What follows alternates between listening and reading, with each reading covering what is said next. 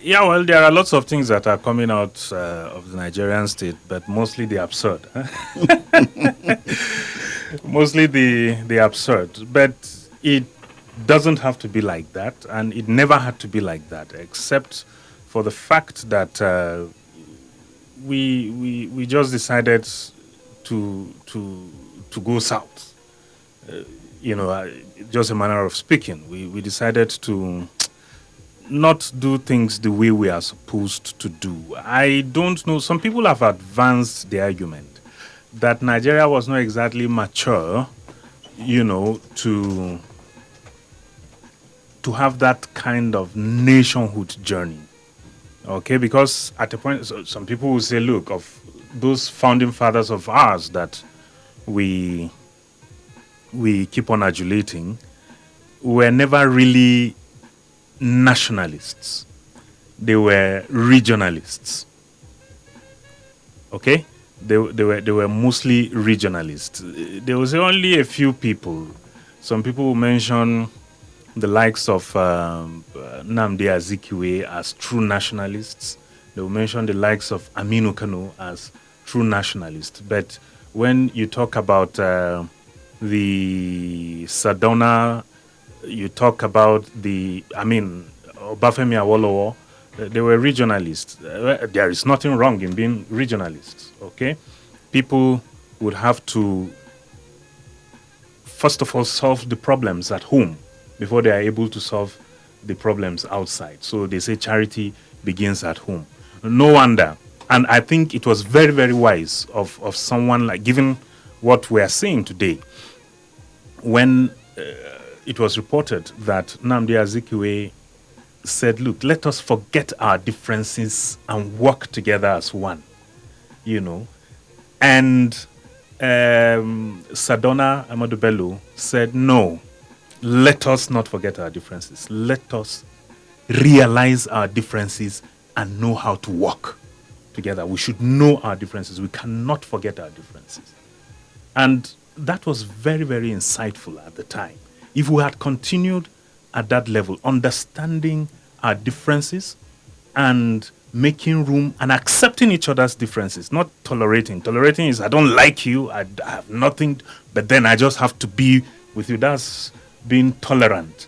Okay, but we have to be able to accept. If we had continued on that path, probably, and like we discussed earlier this week, on Monday specifically, when we talked about regionalism, of course, Sadona was for his people. And that was the reason why he decided not to go to the center to form the government. He sent his deputy, Tafawa Balewa, and stayed here. And northern Nigeria, up until today, has not yet recorded as enormous strides of development as it did under Sadona.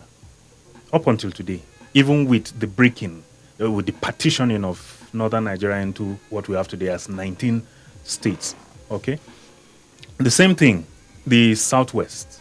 Of course, the kind of strides that they made, you know, there was nothing wrong about that. If we had continued, I believe, in that line, with time, some of these finer lines would have naturally come up and they would have been organically dealt with.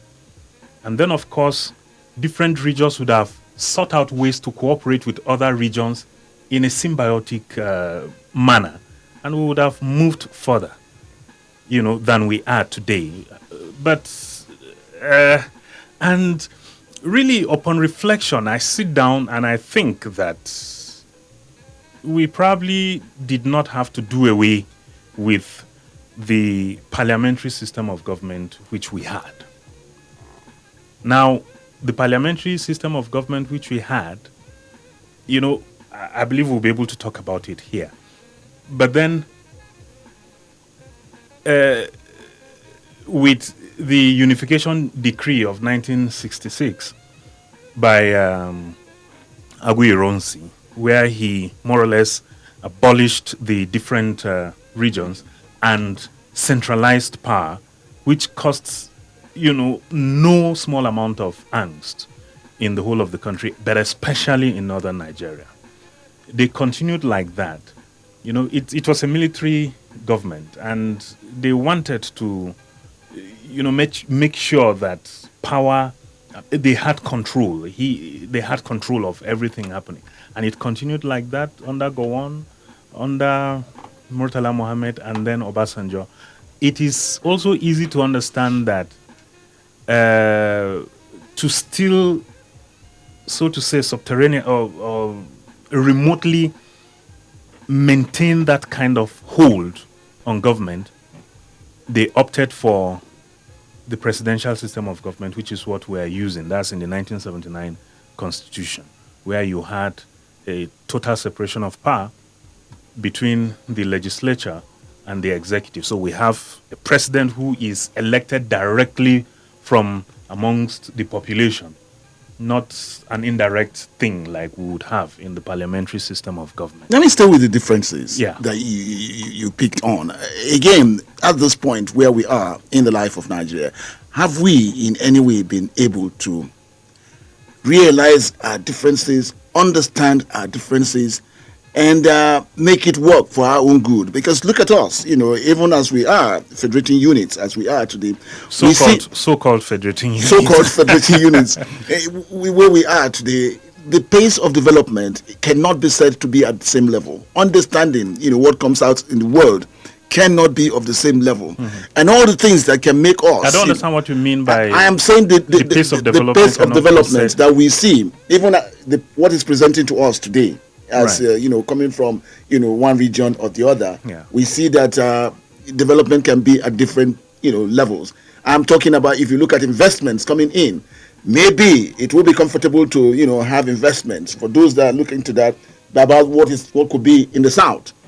With the insecurity in the north, just who would come here? Yeah. And then we talk about religious differences. We talk about ethnic nationalities and all of that.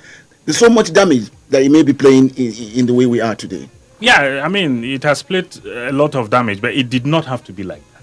Mm. And up until this moment, it does not have to be like that. But you see, there is something about the organic evolution of society.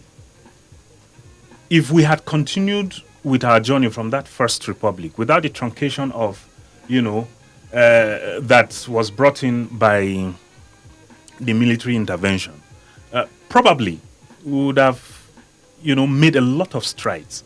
But you see, when military dictatorship or whatever kind of dictatorship comes in, it truncates the democratic process and nothing gets to happen. Remember, in a democracy or in a democratic system of government, the most important aspect or arm of government, so to say, is the legislature, because those are the people that hold or that carry with them the voices of the people. And some of these issues would have been trashed out over time. They would have been discussed in the legislature. Okay, but they were never discussed. We only had the executive by the military strongman, whoever it would be at a certain point in time. And then, of course, we had the judiciary, which operated lamely because even the laws that the judiciary would, adjudicate upon were, so to say, not legitimate laws because they were products of fiats and decrees and all of that. These are not laws that were generated from the assembly, which holds the minds or the legislature, which holds the minds of the people. Now, that is the process where some of these things would have naturally evolved. And all of these differences, like I said earlier, would have come to the fore, but would have been handled. They would have been trashed in a more civilized way. Now, we are not operating in isolation. We are not an island. A lot of things happening around the world also affect us. Okay? We got to a point where there came about different identitarian politics, for instance, religious and what. Of course, the happenings in the Middle East also have impacted very, very seriously on Nigeria. Okay, the Iranian Revolution, the ouster of the Shah of Iran, and then the institution of the theocratic state in Iran with the Ayatollahs that have come in, okay, giving very, very serious competition with the Saudi end. So we have the Sunni Shia, and that competition arose very, very seriously. And then from between them, there began to be a race for followership, a race for constituency all over the world. They did that.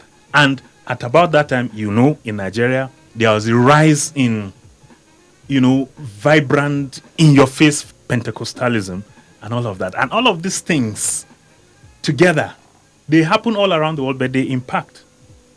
I mean, in the 70s, how was religion practiced? Both Christianity and Islam. Into the 80s. But towards the middle of the 80s, we began to see, a spike in fundamentalism, extremism, and all of that. And all of this have driven lots of wedge into our different identities, which could have been, some advantage to us. However, because of military rulership, we didn't discuss these things as they were coming up. They were just suppressed. And then there was even no gradual transition from military into, civilian. It was just an abrupt end. Babangida attempted to do some gradual thing. That's when we had the Third Republic, right? When we had Dabulere as governor, James Boa Magaji as deputy governor, we had a different assemblies in the state, and even in at the federal level, we had the legislature came back gradually, hoping that by June 12th, when we had the final election, it will be handed over. So it was a graduated process, but it didn't finally happen for whatever reasons, Now, we went back again. Abacha continued, and then he died, and then Abdulsalami Abubakar. All of these times were periods that, we would have been able to discuss some of these things and organically evolve, and our respective differences would have been handled, in the way and manner. I believe, but that's with. I believe it would have happened like that. Yeah, but then all of a sudden, Abacha dies, Abdulsalami comes.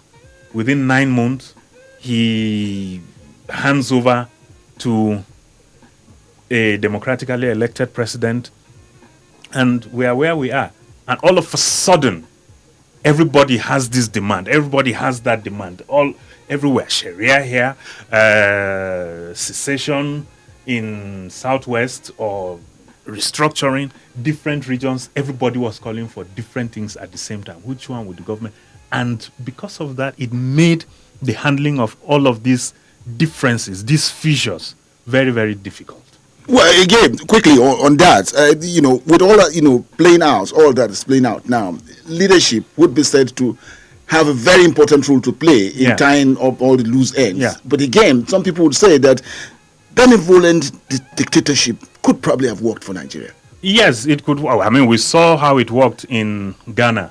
We saw how it worked in Ghana with J.J. Rawlings. Yeah. He came in, strong man, but he gradually, eased himself out and brought in, and that's why they have this kind of stability that they have. But another option again is if we had probably, benevolent dictatorship, but you can never trust anybody with power completely. You never can tell how focused such a person will be. I mean, some of the best people that we have seen have been given power and they turned out to be something else.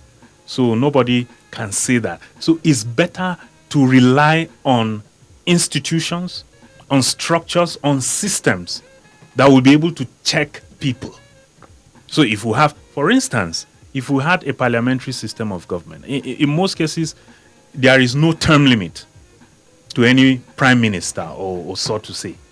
If a prime minister, if a government is constituted, or if a party makes the majority in the parliament, and then they decide, or their party leader becomes the prime minister, he will rule. In some countries, it is 4 years. Like in Germany, we have a 4-year tenure, after which there will be general elections 4 years after. But even within those 4 years, if there is a loss of confidence that person goes immediately. So a person can, who was this, the immediate past Prime Minister of the United Kingdom, of Britain, this lady, Theresa May. Yeah. How long did she stay? Because she was supposed to come and midwife the exit from Europe. And she didn't, she was dilly-dallying, and they just kicked her out. And now we have the gentleman we have there now. But again, if someone does very well, he can continue. After 4 years, the party can continue. Today, in Germany, Angela Merkel is about 16 years. 16 years, since 2005. 16 years in power. As before her, we had people like Helmut Kohl. We had people who spent many years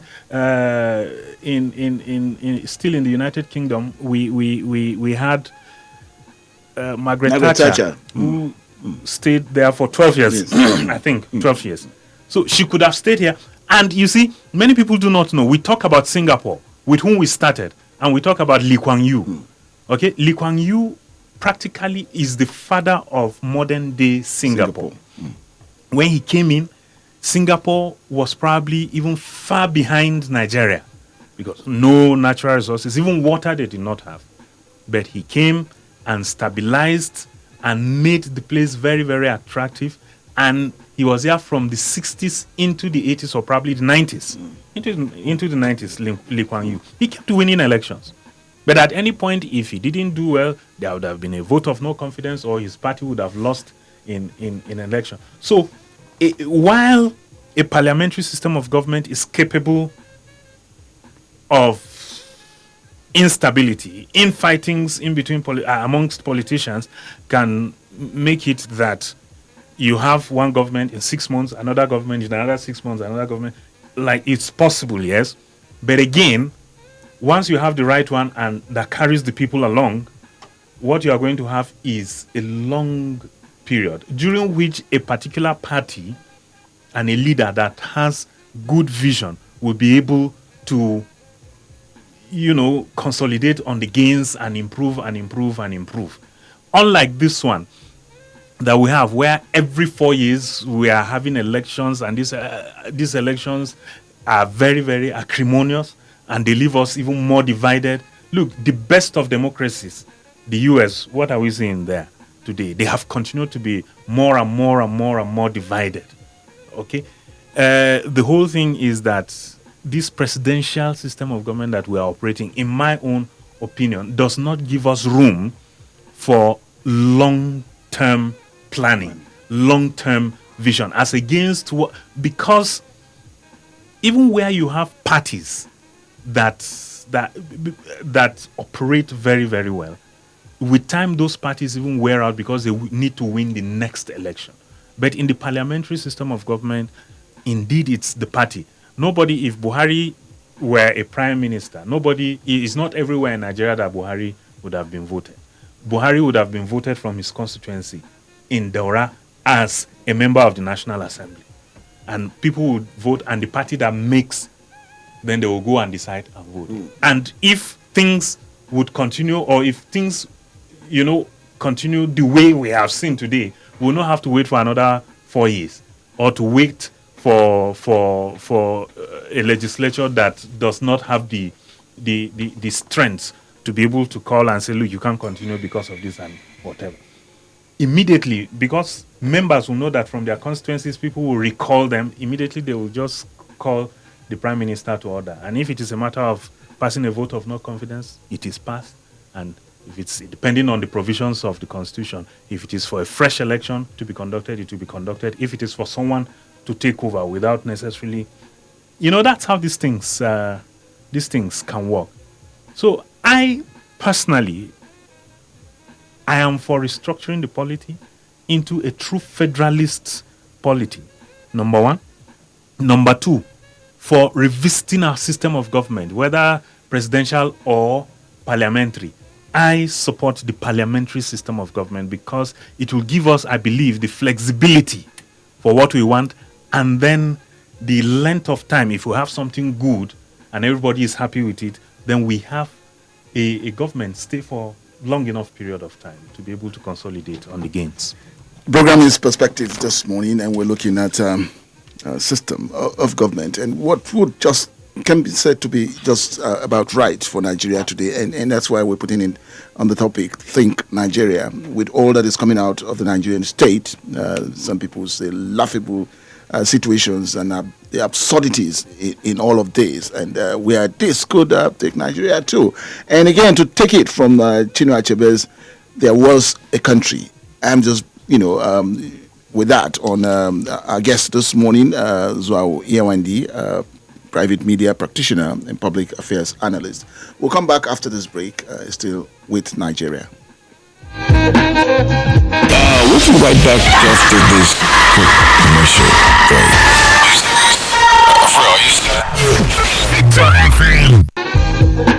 Welcome back. As the program Perspectives this morning, and we are focused on Nigeria, and of course looking at it by asking us all to think about Nigeria, and having our guests share thoughts with us about what systems and practices can best work for Nigeria.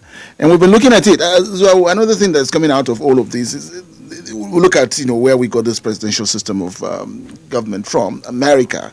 Now, it's that country that has been said, the Americans would say that it's God's own country. The Americans would say, is a land where, your dreams can become reality. So there is the American dream. I'd like to ask you, do we have a Nigerian dream? Yes, and all of that. And back home here, again, we see the embassies of the world filled in with Nigerians wanting to get out of the country, and they come in droves, to just get out, to become second-class citizens, where they're going to become people that are looked at with scorn, and of course to be looked at as parasites, and all of that. They do not mind that to come to them, long as they can just get away.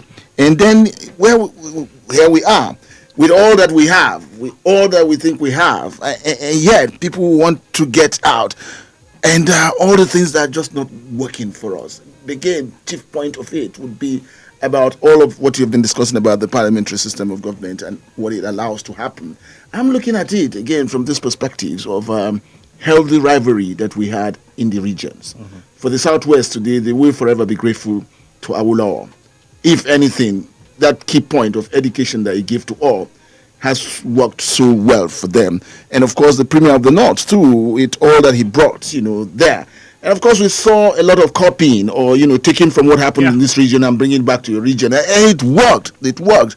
But all of it is not showing today. And I put it, on your laps today about the fainting legislators that we have, and we all sorts of them, and getting away with, this huge,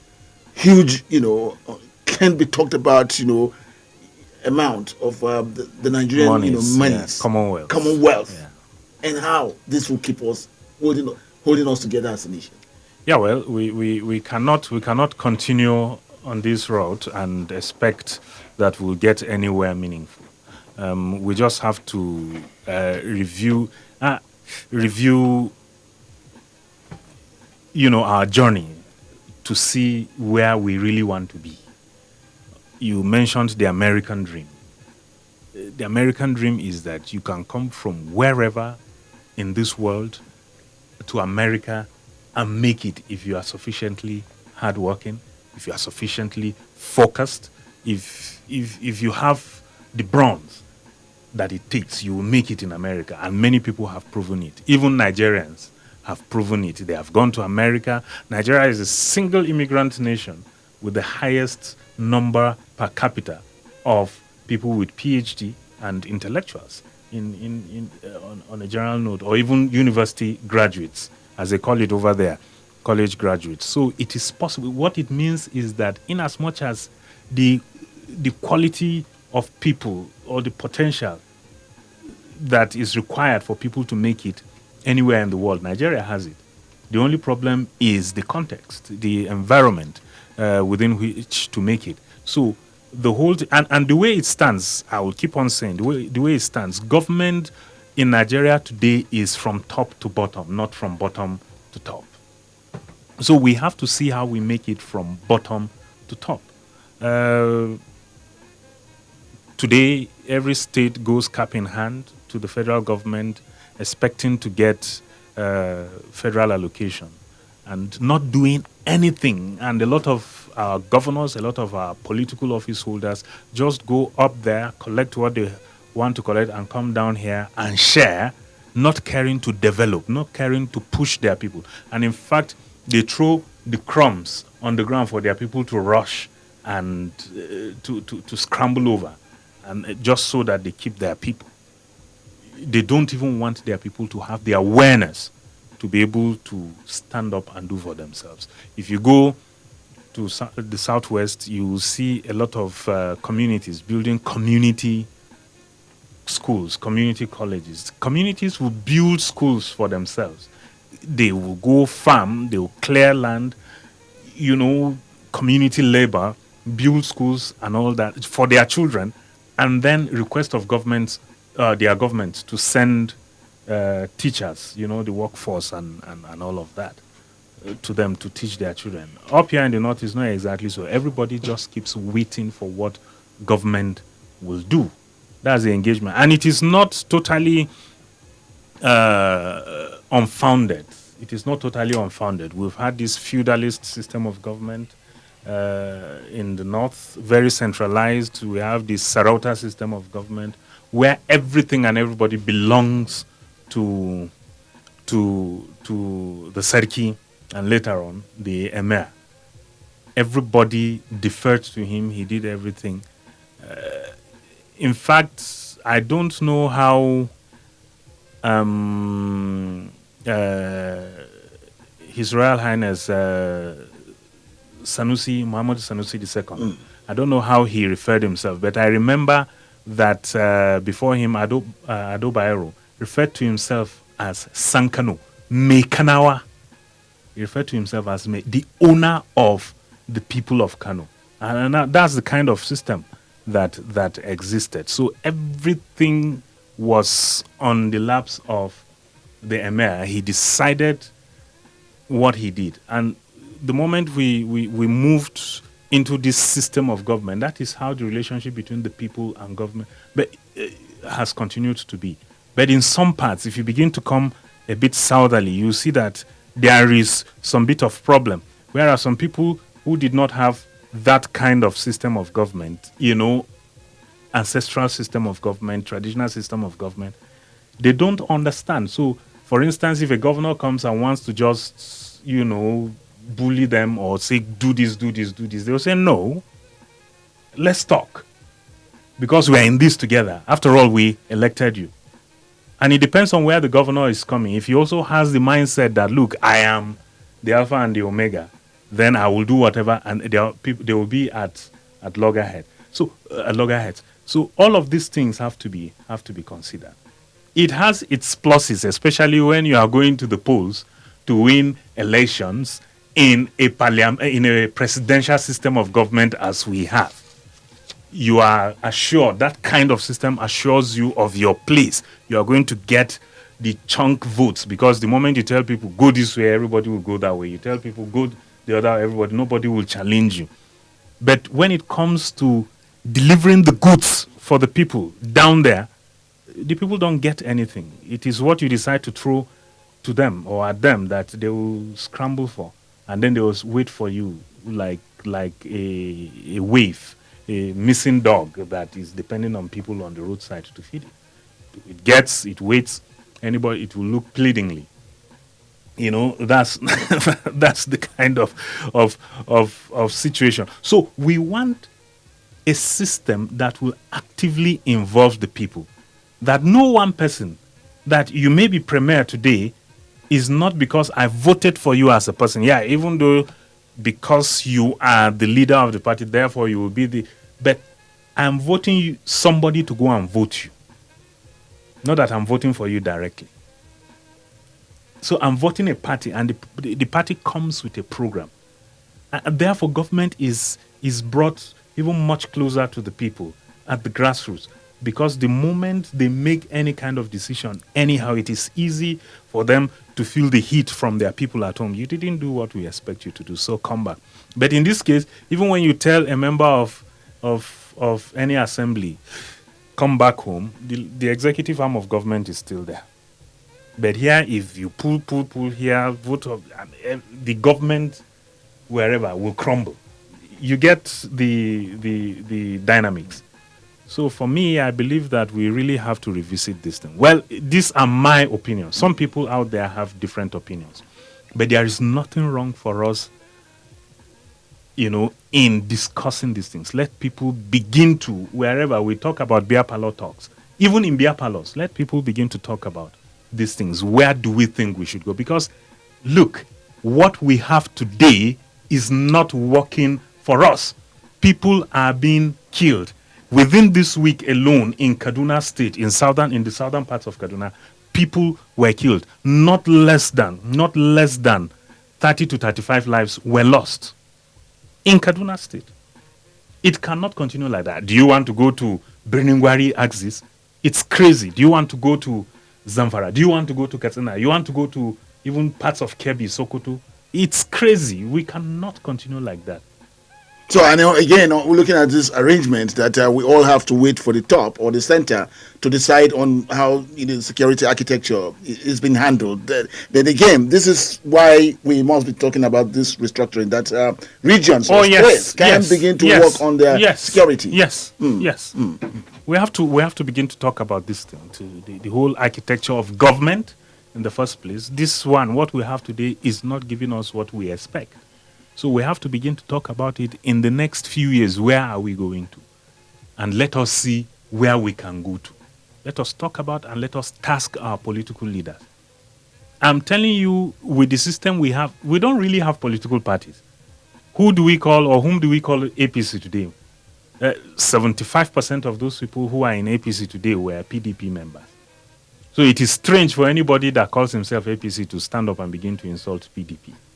And it is strange for anybody from PDP to say he wants to talk to. They are all the same 10 and 10 pence as it is said. So, but what we want is a situation whereby a real party culture will develop, so that the visions and aspirations of people will be born within party manifestos and goals. Okay, these people say what I want to hear, or what I'm hoping that will be good for me. Oh, no, these people don't say. And then you vote for them when they go, let them do. If they don't do well, you bring them out. And you don't have to wait for a period of 4 years or 5 years or 6 years, as we may decide in our constitution. Before, if they don't do well today, tomorrow you bring them out. That's looking again totally at the Constitution as it is. Oh, yes. Of course, all of these things will have to go back to the Constitution, and so that it is discussed. So there is nothing wrong if this government were serious with its promise. Look, many people sit down and begin to call Donald Trump names. Today, there is no politician in the world that has lived up to his campaign promises as Donald Trump has. A lot of the things that Donald Trump said he would do during his campaign, he did. The question is whether you like it or you don't like it. But he said he will do it. He said, I will build a wall. He started building a wall. He said, I will move the capital of the embassy of the U.S. from Tel Aviv to Jerusalem. This is what Bill Clinton promised, George Bush promised, Obama promised. They didn't do. And he said he would do, and within months, he did. I would prefer somebody who is wicked and he will tell me, I will do this to you, and then I don't vote for him. And if he wins, he goes, I know that he has already said he will do it. Than somebody who will come with what the Bible calls forked tongue. One tongue divided into two, saying different things. We prefer all of that. So if this our government had been true to its promise of restructuring, we would have seen something, but nothing absolutely. And we just don't know where we're moving. And then quickly, before we come to the audience, another 4 years again, not up to 4 years, we'll probably be going to the polls again and to say who we want, to be there. Aspirations of the Nigerian people and keeping hope alive for the Nigerian people. The question is, how to get them? Can we trust people? Because we have done that and see where we are with those that we've said should go there and represent us. What are the things that we can say? No, we are learning. We are learning that our hope of moving forward does not rest with persons, individuals. Yes, generally speaking, individuals are the ones that will drive the process. Right, yeah. Okay, but they rest with systems, structures. If you carry the best person or the worst person to a system where everything works, the person has no choice but to work based on the provisions of the system. If you carry the best of leaders, the Lee Kuan Yews of this world, it depends on, anyway, you bring them to a place in Nigeria where, like Nigeria, where systems do not really work very well, they cannot do anything. So we are beginning to see it. A lot of people that shouted, Sewani, or it is this person or nobody, or it is good luck, or it is whatever. Today we have seen that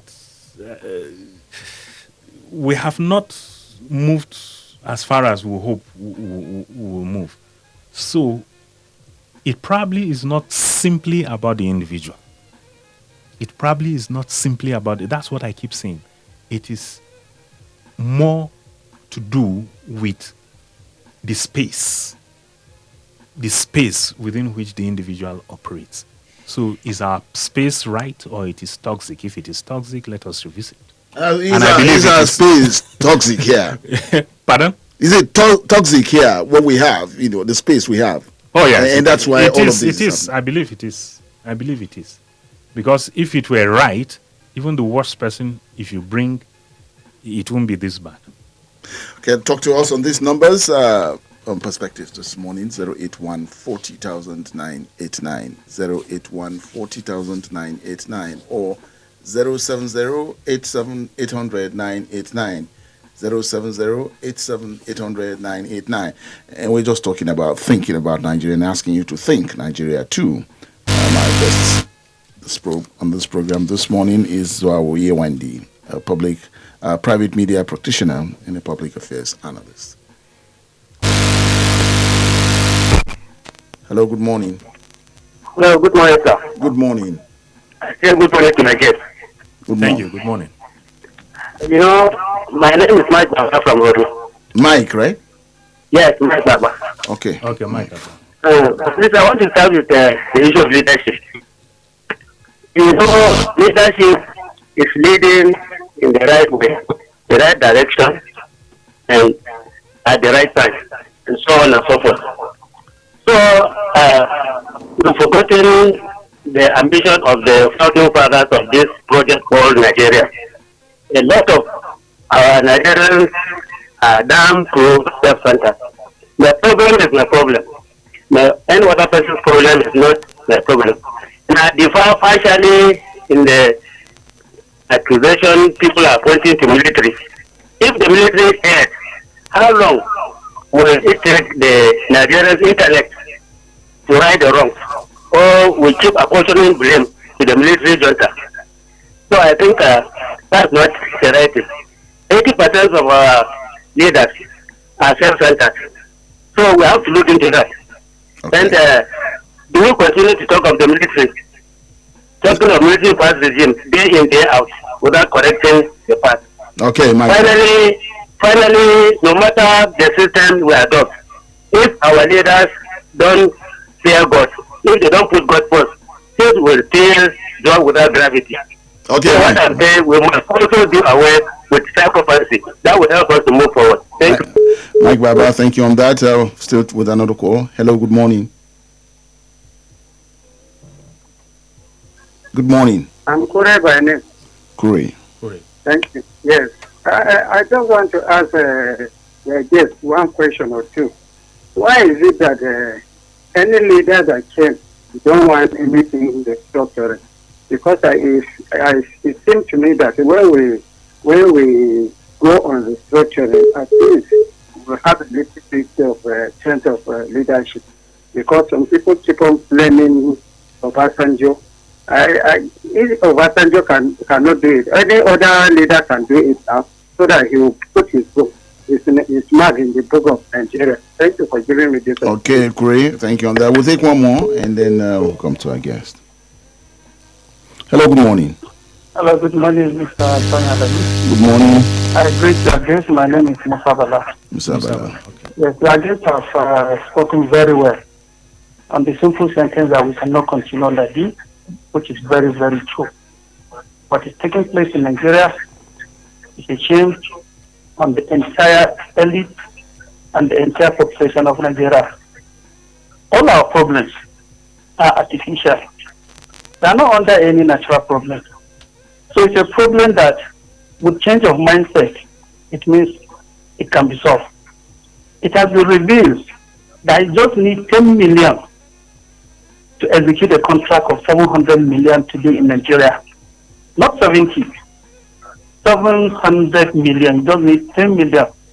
With the poverty that is driving over our people, with the kind of crisis, lack of social amenity. And yes, some of us are behind these people.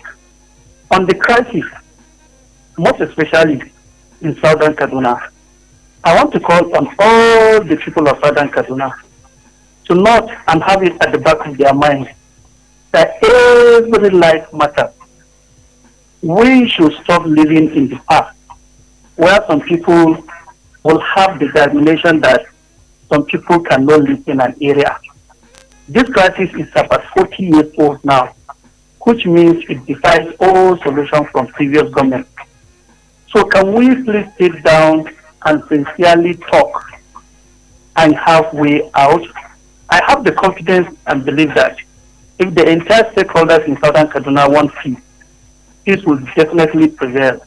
And that will enable us to even identify the potential and unseen wealth that is lying underneath Southern Kaduna. But provided anybody says that somebody will not live, I think we have gone past that level for a very long period of time. Okay. And it will not work. All right. Musa Bala. All right. We'll come to you with that. Musa Bala has raised a lot of issues here that to begin to talk about it, we'll need about 2 sessions of this program.